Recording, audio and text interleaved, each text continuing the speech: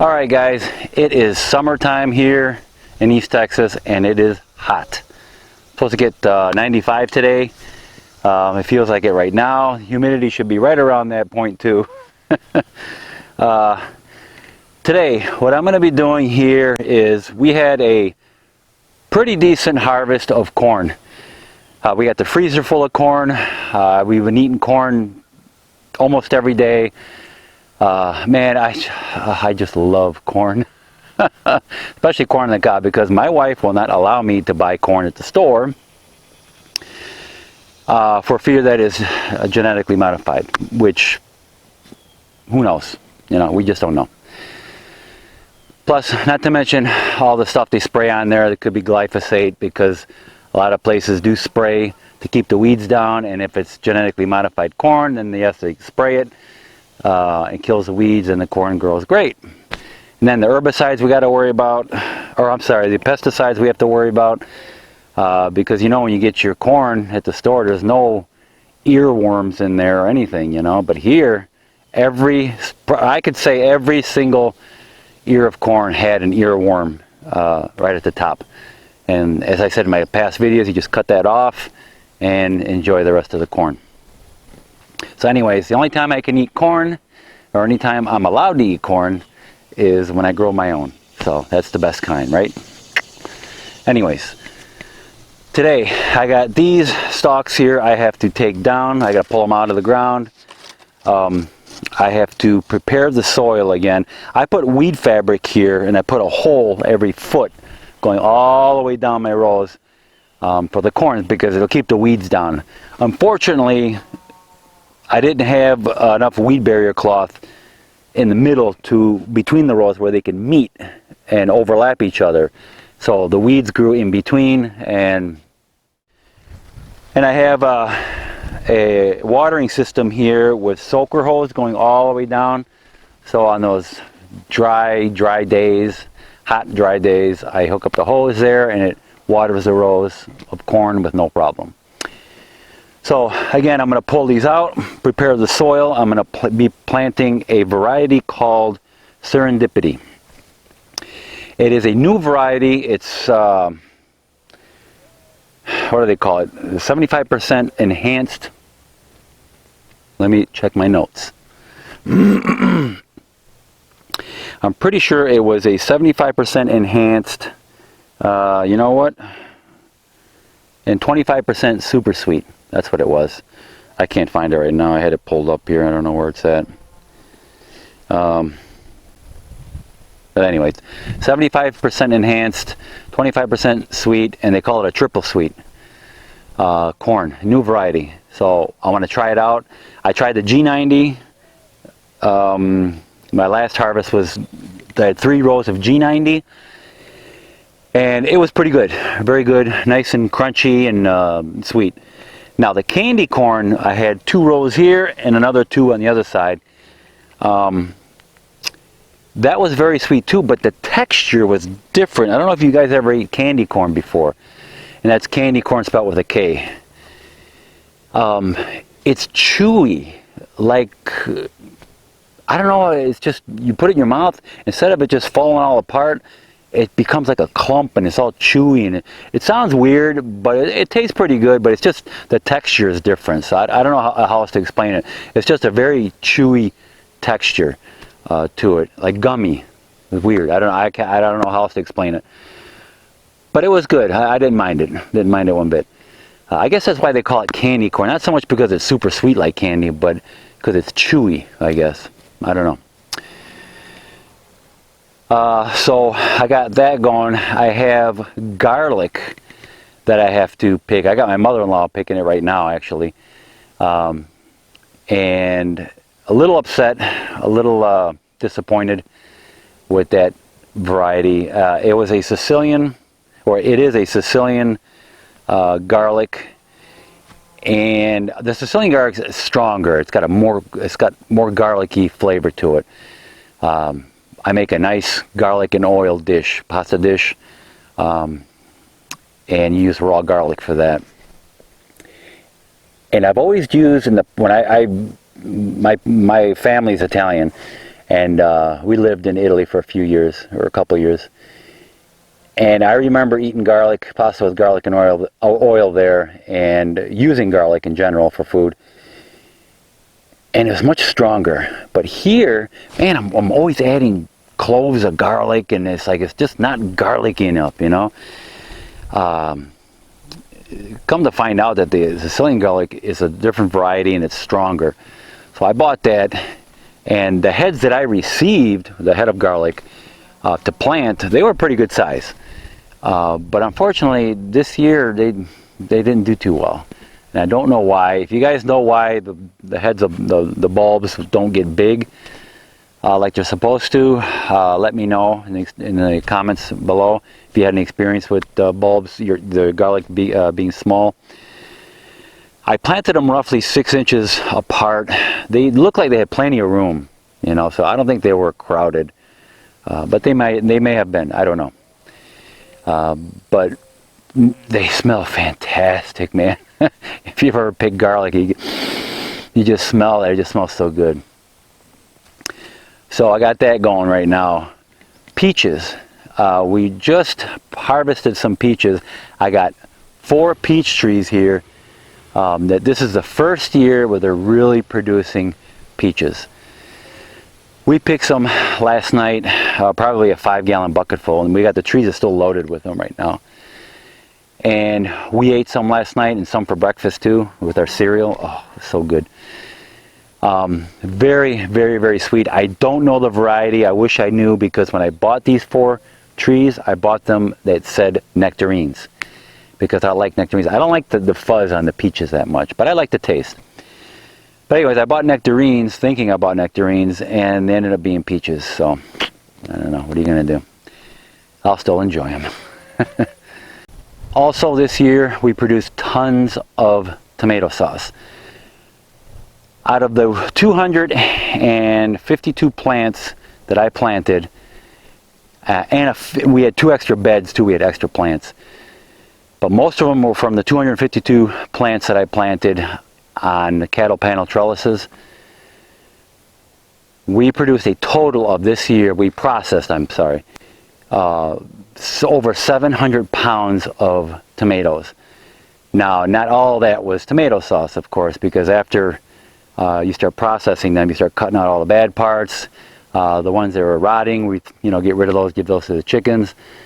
And a lot of that, when you're processing them through the machine, a lot of that's water too.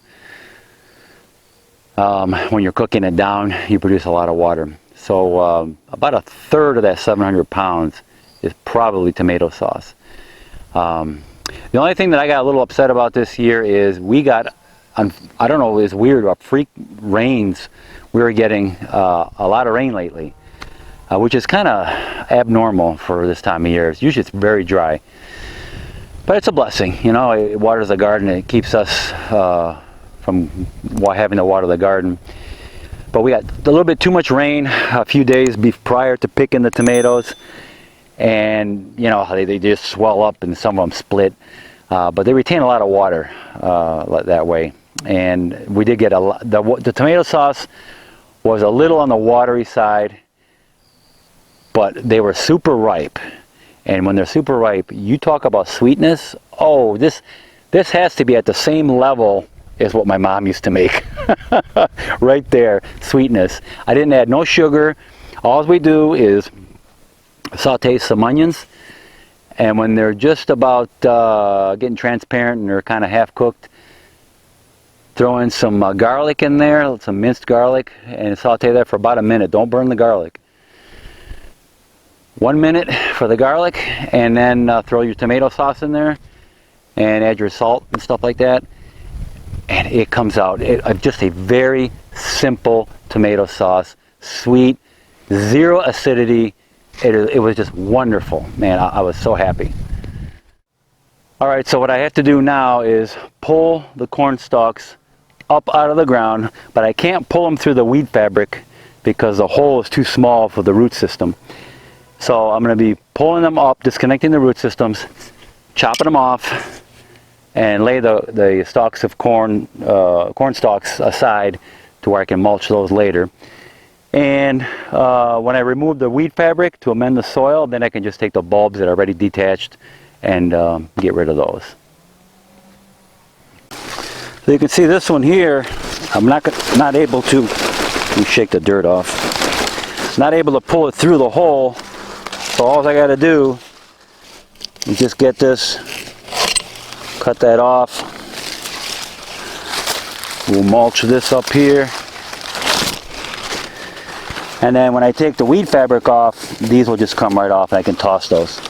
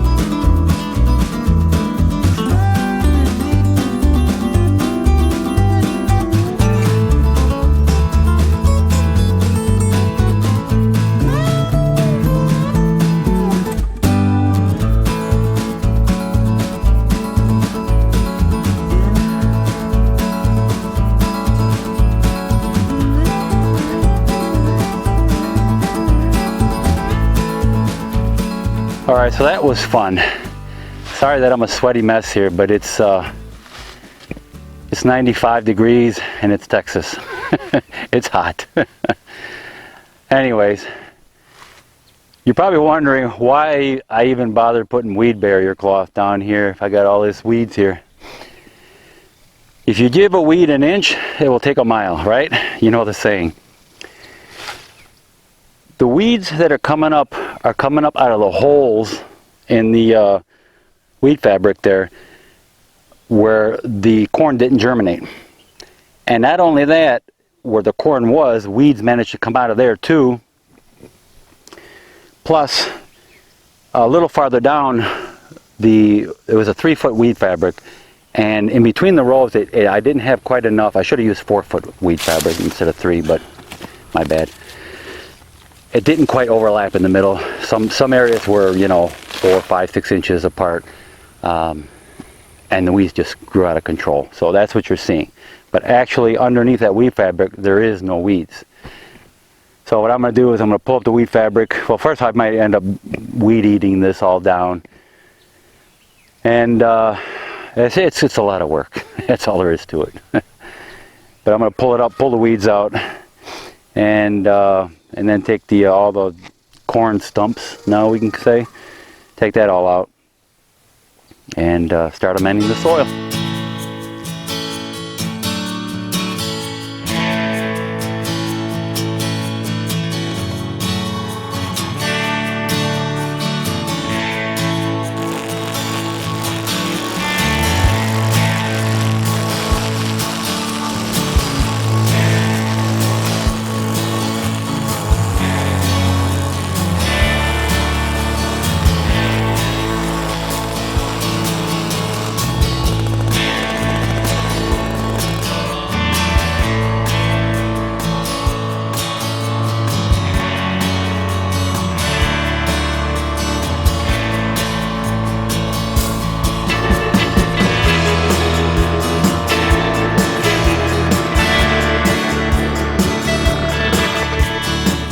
Okay, well, at least now I got my rows back.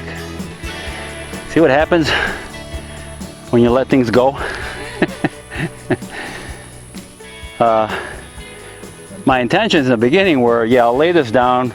Even though they didn't meet, I said, I'm just going to come in here in between the corn and just do a little weed eating. Yeah, right. So anyways, yeah, now I can see my rows again. Now all I gotta do is take this off. I'm going to pull out the roots with the shovel. I couldn't pull, some of us I couldn't pull out. It's like pulling out a small tree. I just couldn't do it. There's like 3 or 4 stalks coming out of one hole. Yeah, it ain't coming out. The single ones, yeah, but not the ones that had 3, 4 stalks sticking out of it.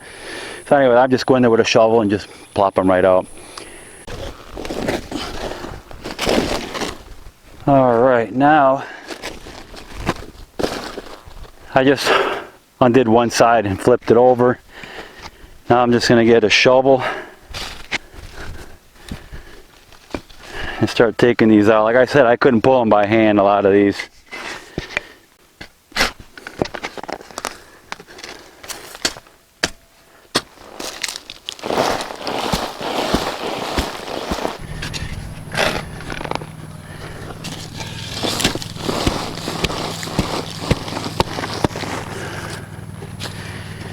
Okay, last one.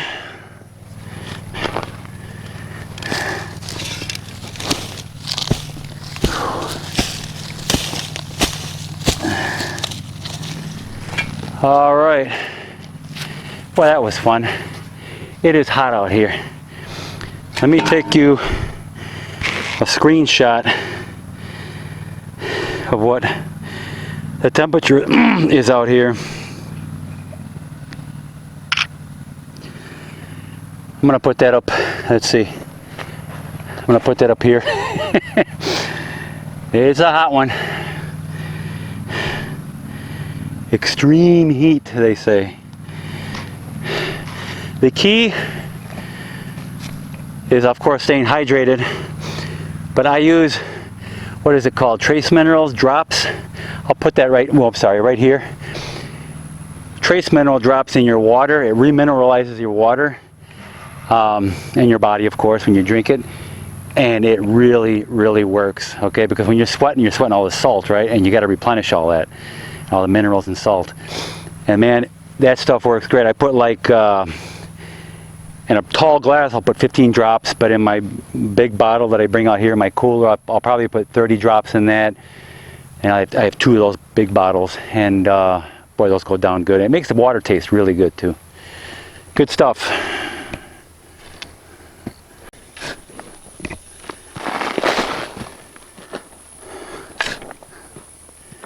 So what I'm doing here, I'm adding a little bit of mushroom compost. I had some mushroom compost delivered to my house a few days ago. If you live in the Lufkin, Nacogdoches area, East Texas basically, the guy that gets me my stuff, his name is Jared Wood, Dirtworks, and he's pretty good. He brings me pretty much everything I need. He has this mushroom compost at his place. Gives me a good deal on it. This stuff here has been aged, we'll just say, for a year. Been sitting around for a year. He keeps mixing it up. It looks really nice. It's not fresh mushroom compost. You want to let it sit around for at least 6 months. But this has been sitting around for about a year, so it's perfect. So last year on these rows here, what I did is I tilled up the ground. This was virgin ground, never been tilled before. And this was, if you watch my earlier videos, you know I just have clay here basically. That red, nasty clay. And I tilled it up real good and amended it with compost and manure, horse manure, that he gets me also. Tilled that all in real good. I put through my minerals in here also. Everything got tilled up real nice. Put the weed fabric on, and my corn grew fantastic. I had a really good harvest. So this year I just want to amend it a little bit, put some mushroom compost on here. I haven't really used mushroom compost once before, but it was probably too fresh and nothing grew in it. But this is, like I said, been aged for a year. And hopefully this will do the trick.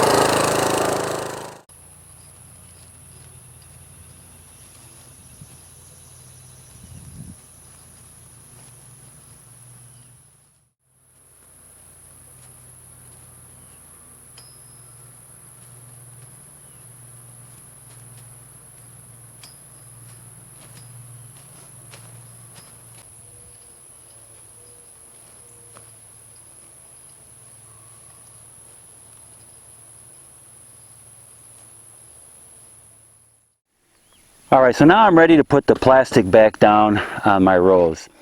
Got everything tilled, amended, it's all set. As you can see here, I made like a little gully or a ditch here, so the water stays in there when I water it and when it rains. It's very dry here in the summer, so it's important that I do that here. I have some problem in early spring here because it rains a lot, so I could the seeds will usually rot, and that's what happened in my case. But most of them did pretty good, and I got a decent harvest for my spring crop. But now we're planting again, and I know we're not going to get that much rain. It's summertime here, so that's why I do this, so the water stays here where the corn is. Staples I used last year to hold this down, all here and all around, are these 6-inch by 1 inch, the 6 inches long by 1 inch staples. Now these are not galvanized, and these will last about a year. Okay, the ones I just bought, I bought a box of like 1,000 of these. Okay, staples. They come in all, you know, multi-packs inside the box, but there's 1,000 of these staples. This here is galvanized. So this is the one I used, I was normally using. Now I'm using these here. These are galvanized, and these should last, I'm hoping to last 2 seasons, if not longer, but we will see. I'm going to put a link in the description to whatever I use on my, I'm going to do that from now on in all my videos. Whatever I'm using that I usually get on Amazon, I'm going to put it to where I get it, and if you guys want them, it'll be in the description. Just get yourself a rubber mallet. I'm going to take these old ones off.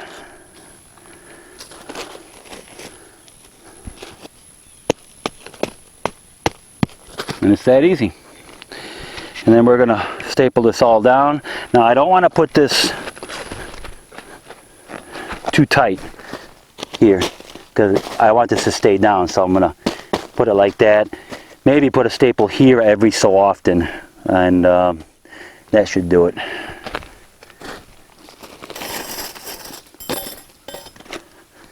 Put one here in the corner.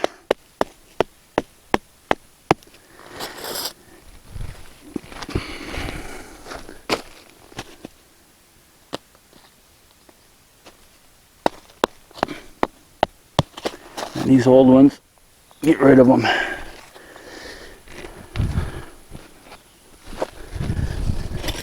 And I'm going to put them about every, whatever you think you need it, maybe every, I don't know, 5-6 feet. Put a staple. Take the old one off, in my case.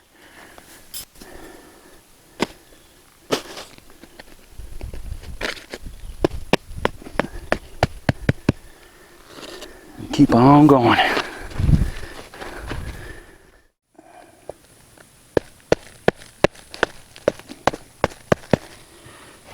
All right. Doesn't have to look pretty, it just has to work. So got everything tilled, amended the soil, put the cover back on. I created that. It's a little like a gully, like I said earlier, so the water stays in here. And only thing I have left to do is I'm going to water it first, because last year I made the mistake. I think it was a mistake anyways. I planted the seeds and I watered it, but the water kind of like washed the dirt away in certain areas where it collapsed. Because it's nice and fluffy right now, right? The soil. When you water it, a lot of it's going to collapse. And I was afraid it would disturb the seeds, of course, or carry it into a different area underneath this stuff here. So what I'm going to do now is I'm going to water it first, let everything settle, then I'll put my seeds in, and that way the seeds will stay where I put them. All right, guys, this little video is long enough. Appreciate you watching. Please like, subscribe to my channel, and I will see you guys in the next video.